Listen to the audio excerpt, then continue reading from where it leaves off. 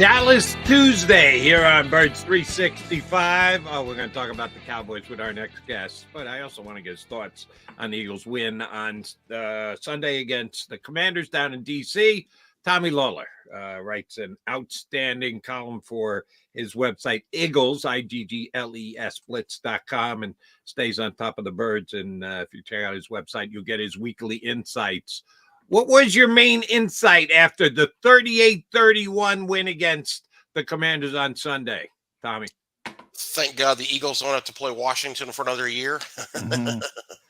That team just gives the Eagles fits the last couple of years. So you're glad you won those two games. You got them in the rearview mirror. The offense looked really good. You know, Jalen Hurts had a terrific game, really threw the ball well, and just the passing game really clicked. But yeah, there were some issues. The run game wasn't great. And then the defense obviously had a rough day. You don't want to give up 472 yards and 31 points to Sam Howell. That's very discouraging. Yeah, it is. But I kind of brought up, Tommy, 1 week you shut down Tua and the Miami Dolphins, who are on this historic pace, and the next week you can't deal with Sam Howell and the Commanders. Jim Schwartz would always tell me games have personalities. Can you just chalk it up to that? Sometimes games are shootouts. Sometimes they're not. Sometimes you're going to have games like this. And when you find a way to persevere and win these games, that's a positive. Well, there is some truth to that. But this is the third game that the Eagles have faced an Eric Bieniemy led offense. 31 offensive points in the Super Bowl, 31 points in week 4, and then 31 points on Sunday. That's not personality. That was a good game plan. I said that from That's the ability to put together a small ball game plan and to execute it well. We saw it in the Super Bowl. Patrick Mahomes didn't throw for 200 yards in the Super Bowl. No. He threw for 182, I believe. Yeah. And they ran for 158.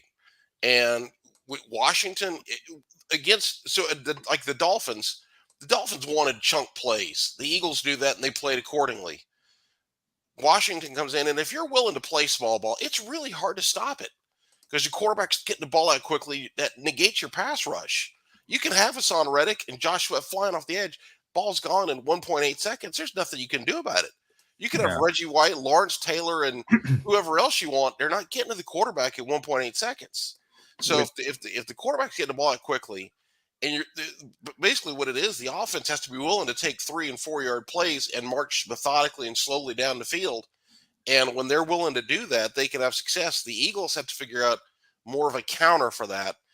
They got lucky. The one turnover they had was just a bad throw from Sam Howell. And then on that one drive, there were 2 drops. Amazingly by Terry McLaurin. Yeah, I know that was you're getting a break there. I mean, he's typically the Eagles killer, and he's dropping 2 footballs. So that was right after he got lit up by Sidney Brown, right? Yeah. So that's part of when you're playing a team that plays small ball, you've got to make them pay. And if you think about what the Eagles did against the Dolphins, think of all those times that Miami caught a pass. They were swarmed on by Eagles tacklers. There were some physical hits. The Eagles played that really well against Washington. When the ball goes to James Bradbury's side, love James, but he's just not a good tackler. He's not a good hitter. So you get a free pass there, and they're wanting the flying to the football and the hits, and it just wasn't a good showing by the back 7 on Sunday. And you mentioned what they did the week before against the Dolphins.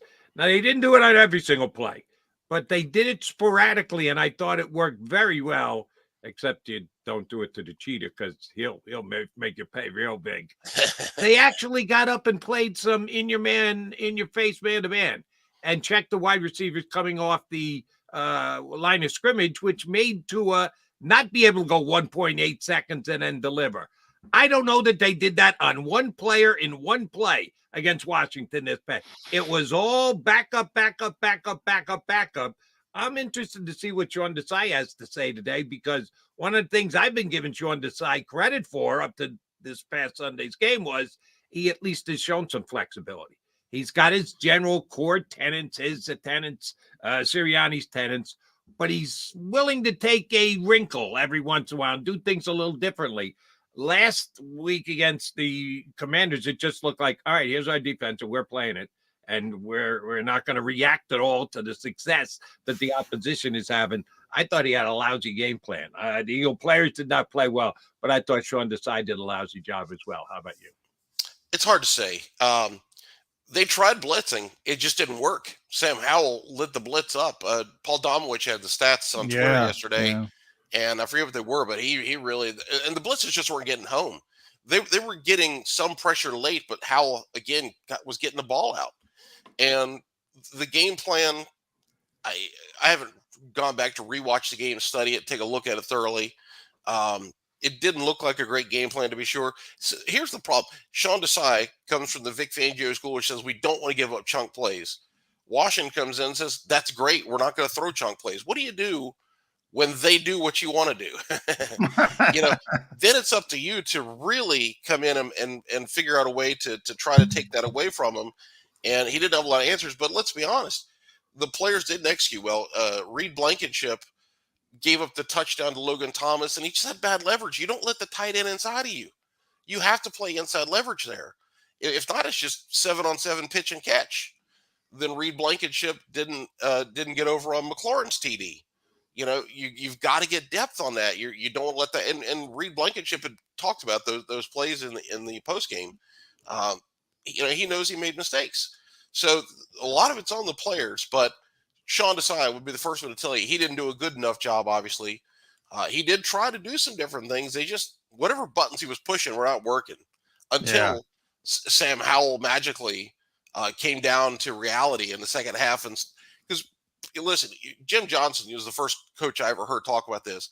He said he didn't mind offenses playing small ball. That's what he wanted offenses to do, because he said at some point you're going to have a holding call, a tackle for loss, a drop pass, a bad throw, and it becomes 2nd and 10, 2nd and 9, 3rd and 12, and that's when we get you into a favorable situation. We can attack then, get you off the field. Well, Sam Howell started 16 out of 17. At that, I quit keeping point. He might have stayed super hot the next couple of passes. But 16 out of 17. If you were doing a 7-on-7 drill in August, 16 out of 17 would be good. The guy was just making good reads, quick throws, accurate throws, and his players were catching it. And if that happens, it's just tough to stop. What we saw in the second half is also those throws. He missed on a couple of throws. We got them chlorine drops, and that proved to be really the difference in the game. Yeah, well, I think so many times a lot of fans don't give credit to the other team. As I mentioned with Eric Bieniemy, I thought it was a hell of a game plan. And I think Sam Howell played pretty well overall. But to your point, Tommy, the numbers were they blitzed 14 times, 14 out of 53, which is 26%, typically more than they do. It was just over 30% on the first game. But Howell was killing it. He was 12 of 14 for 125 yards and 2 touchdowns against the blitz. Now, and here's the important part. The Eagles blitzed on 9 of Washington's first 18 pass plays, and he was killing it. And then there's the tweak. Jody and I were talking. I hate the word adjustment. I think a lot of people don't. That was the tweak. All right, it wasn't working. Sean Desai pulled back. He only blitzed 5 more times the rest of the game. There's the tweak. So he's making changes based on what's happening on the field. Jonathan Gannon used to do it as well, believe it or not, Eagles fans. And by the way, Kenny Gainwell at halftime again proves halftime adjustments is my personal peeve, because so many coaches tell me it's such bullshit. Peyton Manning tells me, hey, we go in there, we take a leak, we have an orange slice, and we go back to the field. And that's the smartest, quarterback in the past generation. Kenny Gainwell's out there fighting with fans at halftime. They're not making these grandiose adjustments at halftime, but they are tweaking things on the field, and they did. But Washington just played well. That's why I give credit to the perseverance factor. And you got to win this way one week. You got to win this way the next week. And the Eagles have done that better than anybody else, Tommy. And I will say, when you talked earlier about Jim Schwartz and games having personalities, the one angle where that does come into play. So the Eagles faced Washington twice. The week before the first game, Buffalo beat them 40-3, humiliated Washington. Yeah. Sam Howell was sacked 9 times. It was a dreadful beatdown. Washington really came back and played against the Eagles like their lives depended on it. Sam Howell got the ball out quickly. The offensive lineman held blocks a half second longer. They executed well. They played with a real sense of urgency. They still lost, but you saw a way different. That was Washington's best game of the year at that point. Last week, Washington loses to a Giants team that you could tell Washington thought they were going to win that game. And not only did they lose, they got manhandled. The score was, I think, 14-9 or whatever it was. It was close. Yeah. But Washington got physically dominated. Again, they go back, they say, listen, we got embarrassed. We got to play with a sense of urgency. We got to get the ball out quickly. Both times before the Eagles come to town, they're having this game where their nose is rubbed in it, and those guys say, all right, we got to have players-only meetings. We got to do this. We got to do that. So they came out and they played with a real edge and a real sense of purpose. If they played the way they played against the Eagles on Sunday, if they played that way against the Giants, they'd have won that game. They didn't. They were, Sam Howell's dropping back, holding the ball, trying to make plays. He wasn't doing that against the Eagles. He dropped back, that foot hit, plants. There's Logan Thomas. I got 4 yards. Let's go. I'll take the 4 yards. He wasn't trying to make plays. He was just doing whatever it takes to move the chains to the next set of downs. And it's tough to sustain that over a season, but it is funny that both times that they faced the Eagles, they were coming off embarrassing defeats that caused them to change the way they played. Yeah. You get corrections in the NFL. When you have a bad game, you overcorrect. And that's why you never want to play a team when they're coming off a bad loss. Yeah. Because sometimes that repeats. We've seen plenty of times in NFL history when teams they hit rock bottom and they say, we like it down here. But these guys have egos. They don't want to be embarrassed. They get fired up and they say, let's go let's go play better. Oh, good on the Commanders, and it still didn't equate to a win for them. I said this on Birds 365 yesterday. I disagreed with A.J. Brown. Took exception with something A.J. Brown said a couple of weeks ago. I think it was Johnny Clark. Somebody was talking to him about the fact that he's having this unbelievable year.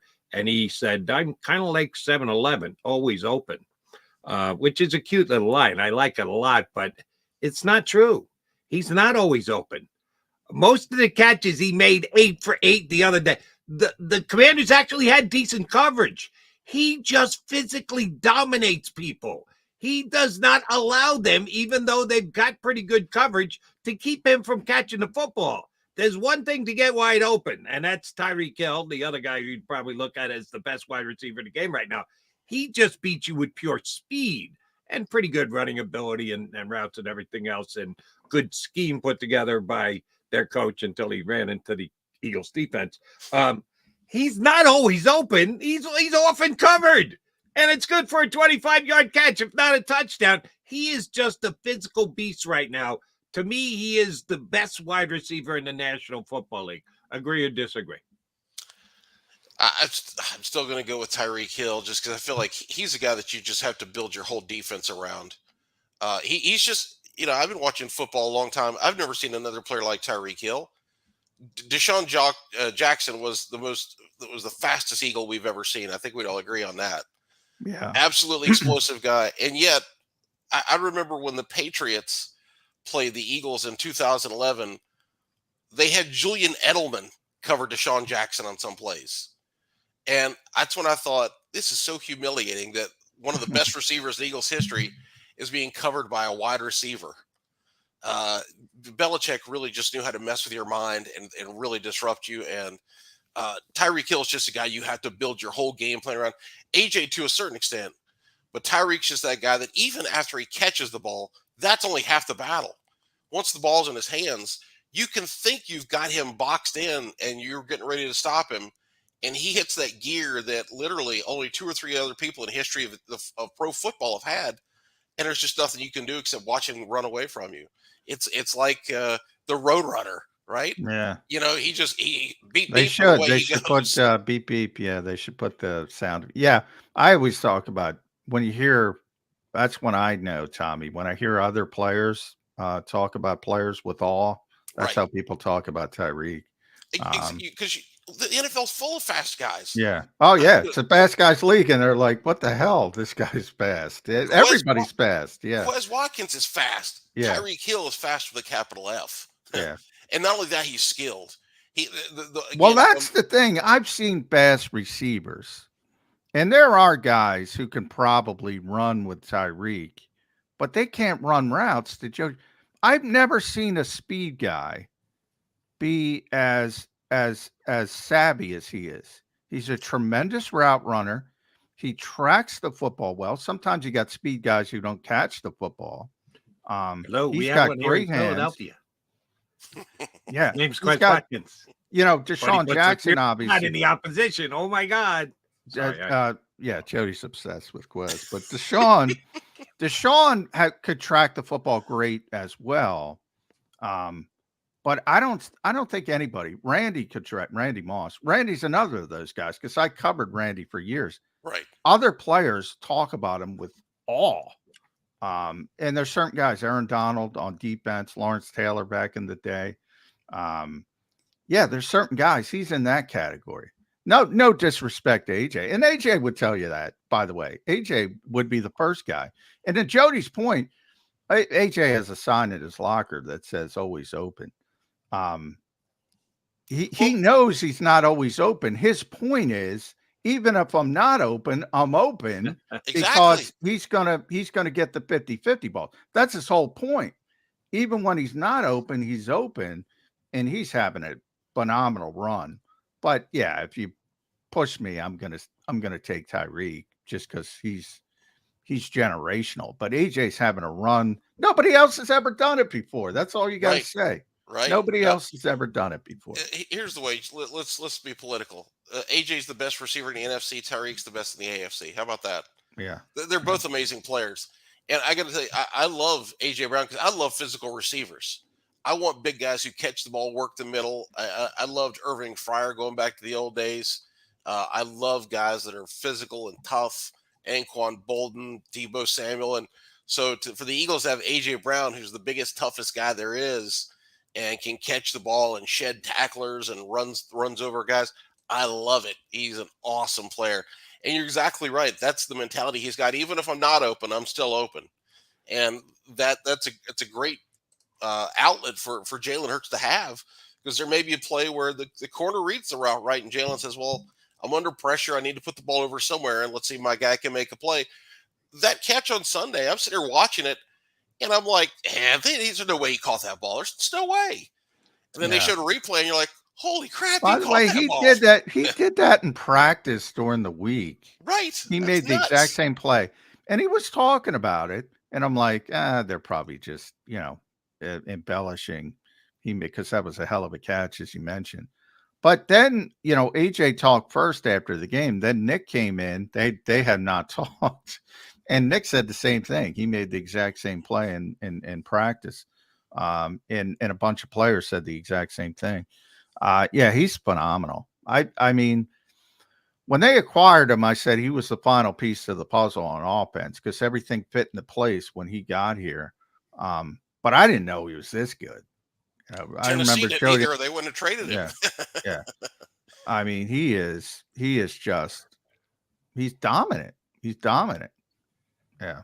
Tommy, I need you to be very honest with me here. I trust you, buddy, and I go back and look up your posts and see if you're giving me the business, but I do trust you. Were you one of those who said Kenny Gainwell had a great playoff run for the Eagles last year? Or I am hoping you are not one of one, but I need you to admit to it if you did. Were you one of those who bought in and oversold Kenny Gainwell at the end of last season? I think I've talked about how well he played in the playoffs because he did. But I think I've added context to that, part of that was that he lit up a bad Giants team. And so the stats look great overall, but if you really kind of go inside them, it's like, it's not as impressive because the Giants just at a certain point in that game, the Giants were just trying to get out of there. They could just tell that game was over. So I'm not one that sat Was there and that the said, coin flip? I was trying to give them at least to the middle of the first quarter. But if you, I'm not one of those people who looked at the playoffs and said, "Oh, this has to be the guy you build the offense around." I didn't fall into that because everyone when I go to Pro Football Reference on a freaking daily basis. That website is just gold to me. And I would go and I would look at Gainwell, and you'd see the numbers in a Giants game were great. The numbers in the San Francisco game were okay, and then in the Super Bowl he was quiet, if I remember right. Exactly. And so you sit there and say, well, yeah, the Giants game was nice, but again, the Giants they had no linebackers that were worth a damn, and they just at a certain point in that game they were just ready to go home. So I didn't want to overrate that performance. I'm just hoping that Nick Sirianni is watching at this stage because I'm getting tired of saying it. I just had to have somebody else say it. Yeah, he had a good playoff game, not a good playoff run. One against the Giants. He was very good against the Giants. Not that great against San Francisco in the Super Bowl. If Miles Sanders doesn't bounce the first play outside and hurt himself and take a loss, then you wouldn't have had to give it to Kenny Gainwell. Oh, by the way, he wasn't all that good running the ball in the Super Bowl either. He's certainly the second best running back on the field. Isaiah Pacheco was a guy who had a legitimate big game in the Super Bowl running the football. What is it about the and the coach is continuing to come to Kenny Gainwell's defense? They got to keep trusting him. If every time somebody made a mistake, we moved off a player, we'd have no players left to play with. What is it about Kenny Gainwell that he just wants to go to the wall to defend this guy?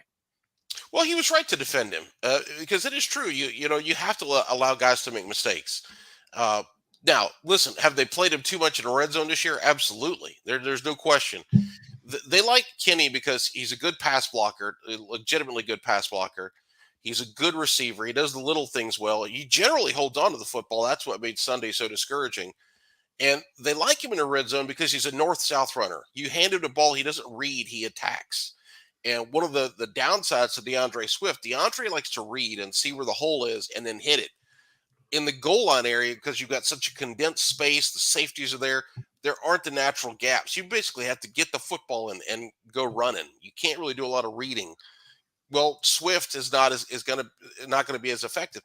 Gainwell last year was an effective goal line runner. This year, I don't know what it is. I don't know if it's the blocking, if it's Gainwell, if it's just one of those years, but it's just not happening for him. He's the runs are not there. And so it feels like they need to switch that up, try Boston Scott, or God forbid, play Rashad Penny. Let's see what he can do. But Gainwell in the red zone, that is something that coaches need to stop because he had a touchdown, a week ago on a nice play, but yeah, that was that touchdown was a nice run. It was absolutely, yeah. And that's why you always get. You're right. By the way, I'm glad you brought that up, Tommy, because I've been having this argument since the days of Barry Sanders and Emmitt Smith, where I would say Emmitt Smith is a better running back than Barry Sanders, but Barry Sanders is the best runner I've ever seen. Now, people talk about Gale Sayers, but Wayne Fonts used to get a lot of crap back in those days because Barry would make a great play, get the Lions in the red zone, and they take him out, and he'd get killed for it. Well, he took him out because of just what Tommy said. If you start tap dancing, and he was the king of tap dance, and then sometimes you turn that tap dance into an 80-yard run when you're back at your own 20. But when you're inside in that condensed area, the last thing you want to do is tap dance around. So they would take him out and they would have red zone runners. Whereas Emmitt was, the king of the touchdown. Bang, north, south. And obviously those Cowboy teams were dominant. But boy, you're gonna I still haven't convinced anyone of that argument, Tommy. So I'm glad you said that. There's a different sort of mentality you have to have in the red zone. You got to hit the hole, no dancing whatsoever. And the Eagles trust Kenny Gainwell. And I've been telling people since training camp, and they yell at me, and it's not my fault. I didn't make them trust him. But I do think it's kind of misconstrued what Nick says because he compared him to Jalen Hurts and A.J. Brown, I think. Don't bring those two names up. Just explain that he does things that other backs on the roster don't do. That's what Nick should do, because the minute you bring up a name, and I did it yesterday, I brought up Peyton Manning getting the football out of his hands, and Jody said, "You're comparing Peyton Manning to Sam Howell." No, I wasn't. I said, you can't sack Peyton Manning. Use them in the same sentence. You're That's comparing what I said. You use somebody in the same sentence, and people say, all right, that's it. No, Peyton Manning got the football. You knew going into a game against Peyton Manning, you weren't going to sack the quarterback. And if you sacked him 3 times, you had a hell of a day from a pass rush, because the ball was coming out on time. Sometimes that happens, but when you bring up great players like Jalen Hurts and A.J. Brown, and then say Kenny Gainwell, yeah, you're gonna take some heat. Yeah. And that's what Nick did. That was the mistake. But he's their best pass protector. He's their best pass protector. He's their best north-south runner. That's why he plays in the red zone. Right.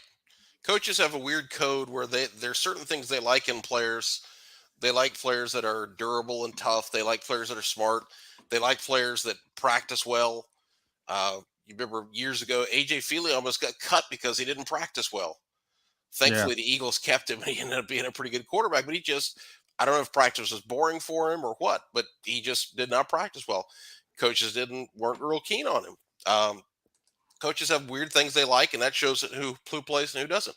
Rashad Penny is definitely a more talented runner than Kenny Gainwell, but Kenny Gainwell is a guy they trust. Penny's the guy they don't trust. So we see who gets the football. But here, now I got to ask this. All right, they don't trust Rashad Penny. They trusted Julio Jones the day he showed up. Boom, right in there, throw him a touchdown pass, week 1. How come Julio Jones garners respect, and he's been with the team about 20 minutes? Rashad Penny's been there all year, and they won't even activate him. Why? You'd have to sit there and go back and watch what happened in the OTAs and in training camp. And McMullen was there. We'll ask him.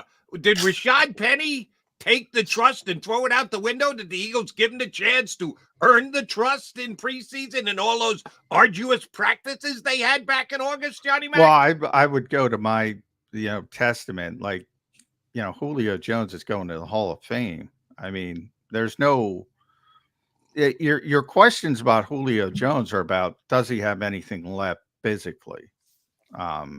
That's your question basically about Julio Jones. He's already demonstrated performance, as coaches say. I mean, he's one of the all-time greats. John, I think you're missing the obvious point here. Jody's crazy because he's comparing Julio Jones and Rashad Penny. Yeah. Come on, Jody, those aren't the same guy. Yeah, Rashad had some nice games, nice stretch of games when he would get hurt. But yeah, I mean, one guy's I just talked about Tyreek Hill. You see what players say about Julio Jones. Lane Johnson, you heard players after the game. They just met the guy. They're in awe of the guy because of what he's done. He's one of those guys. Rashad Penny's not one of those guys. So I would say, but yeah, through the summer and through the spring, he didn't play well in his opportunities in training camp and joint practices and things like that. And yeah, he never usurped the players he was supposed to usurp, which would be Boston Scott and Kenny Gainwell. And to a certain degree, DeAndre Swift. I mean, they came into the season, Kenny Gainwell was the number 1 back. The Eagles would like people to forget that, but he was the number 1 back, and he got hurt in Foxborough, got hurt at New England. And then Swift had to play against Minnesota, and he had the great game, and they were forced to go in that direction. If he doesn't get hurt, he's not playing against Minnesota. It would have been Kenny Gainwell. I'm not sure I fully buy that, because if you go back to the preseason, you watch the way that Swift made a few plays that made it clear he was the most talented back on the roster. Oh, I don't deny that. I think they knew he was the most gifted, although you could argue Penny is, depending on what you want. But No, all around most gifted because he can catch the football and do things like that. his ability to cut, to burst, to change directions. He's a special runner. Rashad Penny's really a talented player, but Well, Swift he's different easily type of runner. the most Yeah. gifted. Yeah. But John's got a different point. type of John's runner. got a point. He didn't play game 2. He comes back, gets 14 carries game 3. They hadn't even completely moved off Gainwell even after the Minnesota game by Swift. They gave him a chance the week 3 to come back and go, all right, can you get the job done? And he only had 43 yards on 14 carries. They may have liked something in the matchups. They wanted him as a receiver. Who knows? You can't just watch one game and say, well, that's what they were going to do for the season, right? Yeah, but you can lose the job. But what I'm saying is, yeah, if that would have continued, they would have ultimately moved in a different direction. But it wouldn't have been week 2. I mean, they came into the season, Kenny Gainwell was the lead back, and they would have gave him more than one game because they won the game. He didn't play poorly. He was just okay. Against Patriots. It's not like he played terribly. The point I'm making, I guess, is kind of the whole time we thought this was going to be running back by committee, which tells you it's going to be situational. So in this game, we like this guy. In the next game, we like that guy. It's almost like baseball in that sense. Or who hits the left-handers well? Who hits a breaking ball pitcher well? You know, who's hot, who's cold. And we're going to go with that kind of a thing. And listen, if Swift starts struggling, then they're gonna start giving more carries to Gainwell. Gainwell doesn't do anything. They're going to give some touches to Boston Scott. They don't have one workhorse guy. They don't have a Barry Sanders or Emmitt Smith. So you're going to take the group that you have and figure out what's the best way to get the most production out of. Well, I would say I understand why you say that, Tommy, because Nick says it all the time, but Nick is blowing smoke up here. You know what? At that point, he wants a lead back. He always has a lead back. He always has had a lead back. Now, he likes a committee approach in the fact that he's not going to give the same guy the football 25 times week after week after week. Although, if he had somebody's capable of doing that, I don't think they look at any of these backs and say, that's one of the things. Swift was getting a lot of touches, and people are saying, got to give him more touches, got to give him more touches. There's a guy who's missed 4 games every year. They're very cognizant of sort of keeping him on a pitch count as well. He never had 20 carries in a game before this year. Yeah. So, and listen, there's no question Nick would love a stud running back. Last year, Miles Sanders had 259 carries, if I remember serves right. Yeah. He would love to have a guy to feed the ball to. That guy doesn't exist on the Eagles. Yeah. Swift is the most talented runner, but he's not a workhorse. You don't want to have him get hurt and break down. And then Gainwell's a role player. Penny's a role player because he just can't stay healthy. And then Boston Scott's a role player. So if they had an awesome player, they'd be feeding the ball to that guy. They don't have that person, so they have to go running back committee with this group. But yeah, they'd absolutely love a stud running back to feed the ball to. And we've gone full circle because now I'm going to come back to one game against the Giants. That's the only thing that changed. Up until then, Miles Sanders was a workhorse back, and Kenny Gainwell was a get in there, catch a pass every other possession, Kenny, for one snap. But somehow all of a sudden he became the Eagles' #1 running back. Why? Because of that game against the Giants where Tommy... No, it wasn't even a game against the Giants. It was because Miles was hurt. That's why. Miles was hurt. Miles was going into this season. He was handed the #1 running back position. I misinterpreted because I got that like a lot of people said, Kenny passed Miles. No, he didn't. Miles got hurt. Right. Miles got hurt twice. He hurt his knee, then he hurt his hand in the Super Bowl. No, they wanted Miles out there. He was just banged up and hurt, and Kenny did a nice job filling in at times. That's what the Eagles kind of thought. Coming into this year, it's about, they don't have a history with DeAndre Swift. They didn't have a history with Rashad Penny. And Kenny Gainwell and Boston Scott were the 2 guys they trusted, but there's limited upside there. I mean, I think the running back room, and I've been saying this, and DeAndre's play, I think it's overrated by Eagles fans, Tommy. I think it's overrated. I don't think it's that good. I think DeAndre's the best. It's a two-man room. Boston Scott's doing a good job running back kicks. He never gets the ball from scrimmage. And Rashad Penny can't get in the game to save his life. DNP coaches decision every single week. So it's two guys. They call it a room. It's two guys. It's Swift and Gainwell. Well, I'm talking about the whole, if guys get banged up, and Boston has a history coming in. Get ready, New York Giants. You still got 2 months before you get there. They don't play the Giants till for January. But they trust Boston. I don't know if they trust Rashad at all, but if DeAndre gets hurt at some point, and he's as I said, he's missed 4 games each year, then you're going to see Rashad Penny. So I am including the whole room. But if I said talent-wise, where would you put this room? Like the defensive front I was talking about. It's best defensive front in football. Offensive line, when they're healthy, it's in the conversation. If it's not 1, it's 2 or 3. Running back room for the Eagles, it's not top 16. I would say it's bottom half of the league. Where would you put it, Tommy? That's fair. Yeah, absolutely. There's no question that they don't have. They got too many role players, and role players are great, but you need role players to fit around the big guy, the key guy, and it really feels like you wish Kenny Gainwell was a good kick returner, because it feels like he and Boston Scott, if you could combine them into one player and then elevate Penny or go get another running back who has starting capability, but you don't want Kenny Gainwell as your flat out starter. You don't want Boston Scott as your flat out starter. Those are both role player backups, and have both of them active with DeAndre Swift is just not ideal. So that's where you wish that you could have either Gainwell or Scott, and then a third player, whether that's Rashad Penny or someone else. That would be a group that I would like better. Tommy, couple quickies on the Cowboys before we let you run. I'm sure you saw what Michael Parsons said yesterday on his podcast or whatever. He implored Cowboy Nation to take over Lincoln Financial Field. Now, I ask John this every week when the Eagles have a road game. Give me the percentage. How many Eagle fans were in the house? It sounded like 50-50. And they are one of the most outstanding traveling fan bases. The Cowboys have fans everywhere, good, bad, or indifferent. They have fans everywhere, and some of them are well-heeled. Will you even be able to pick up the Cowboy presence from the fan base in Sunday's game at Lincoln Financial? No, listen, I don't know what it'll be, 5%, 3%. Yeah, there'll be little pockets of them in the crowd. There'll be those fans there, because there are Cowboy fans. If you go to Antarctica and cut into an iceberg, there's a Dallas Cowboy fan out there, right?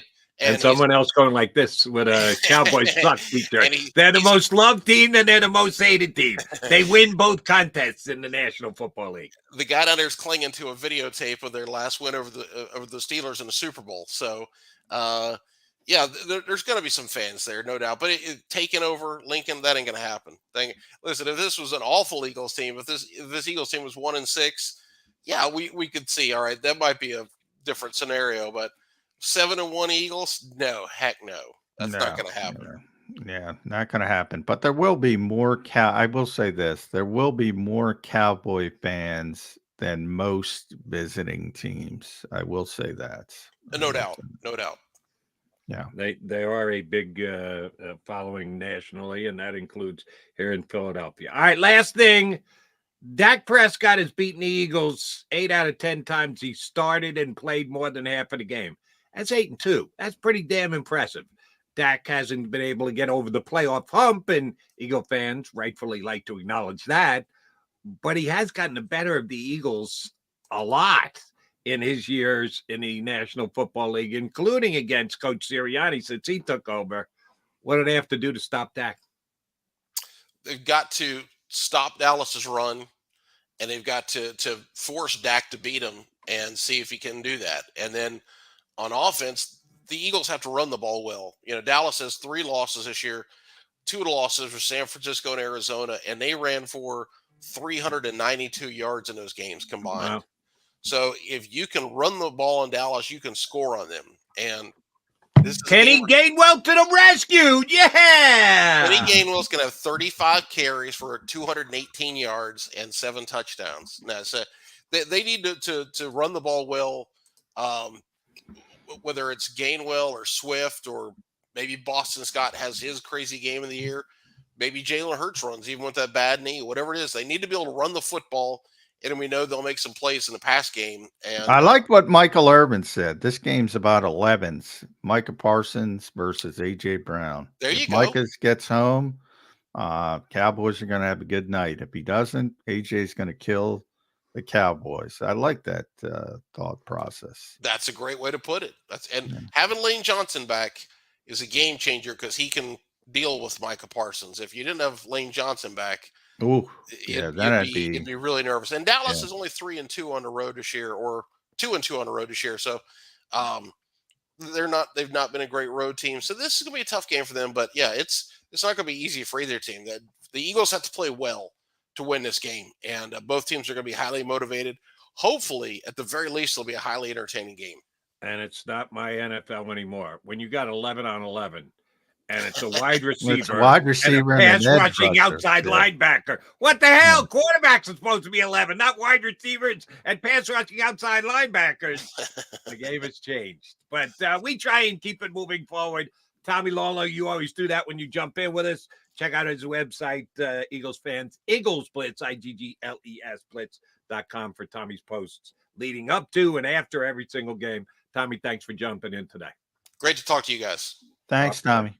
Tommy Lawlor here with us on Birds. By the way, quick story on that 11 thing. I was watching, I guess it was Penn State, Ohio State, and I rarely watch pregame shows, but I happened to catch a pregame. They were doing a story on number 11 at Penn State, and they're talking about how revered it is and how the long and storied tradition. And I'm thinking to myself, I don't remember Ham or Lambert wearing 11 or something. It started with LeVar Arrington. I'm like, that's not long and storied. They really Navarro went there. Bowman, Micah Parsons. I'm like, yeah, they were talking about the tradition. And I'm thinking to myself, did Lambert wear? I don't think Lambert. I'm trying to think of all the great linebackers. No. Even Paul Posluszny. I'm like, I think he was 44. I asked Kerr. He's a Penn State guy. Right. I'm like, what are they talking about? Long and storied. Yeah, you got to go back farther than LeVar Arrington. It was a hell of a player, but come on. A little bit of an overstatement, long and storied. No. Yeah. And there's a reason why they call Penn State U. Like you'd say all the way back to Lambert, linebacker U. Yeah. They not all of them were 11, not long and storied. That's for damn sure. All right, Mac and Mac, I'll take quick time out. We got our boy Dave Zingaro jumping in, and now about 15 minutes. J Mac and I will come back in just a sec here on Birds 365.